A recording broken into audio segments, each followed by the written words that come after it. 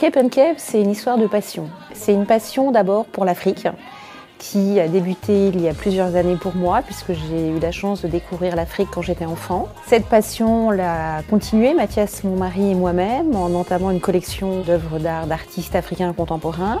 Et lors d'un voyage en Afrique du Sud, on a découvert le fameux rooibos, cette boisson sud-africaine par excellence.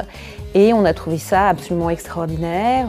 Lors de nos voyages en Afrique, on a souvent aussi découvert les thés africains, dont je n'avais jamais entendu parler, alors que pourtant je suis amatrice de thé.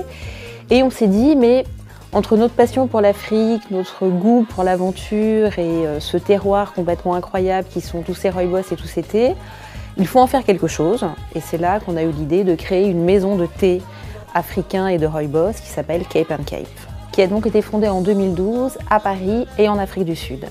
Depuis cette création, on a toujours eu à cœur de lier et les artistes africains contemporains et le thé et le rooibos venant d'Afrique. Donc évidemment, le plus facile au début a été de travailler avec des artistes sud-africains, puisqu'on a commencé par parler du rooibos.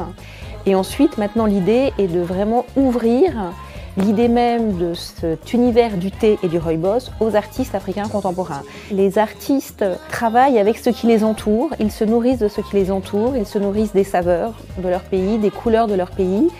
Et cette boisson dont ils sont tous très fiers, qui est leur thé national, est extrêmement important pour eux. C'est un symbole de communion, de rassemblement et aussi de communication. Et c'est pour ça qu'il me semblait extrêmement important justement de les inclure dans cette maison de thé. Donc ils ne vont pas se transformer en vendeurs de thé, mais ils apportent un nouveau sens.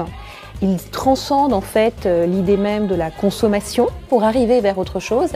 Et eux, à travers leurs œuvres d'art, ils présentent vraiment le thé comme un moyen de communication, comme un langage universel entre les gens.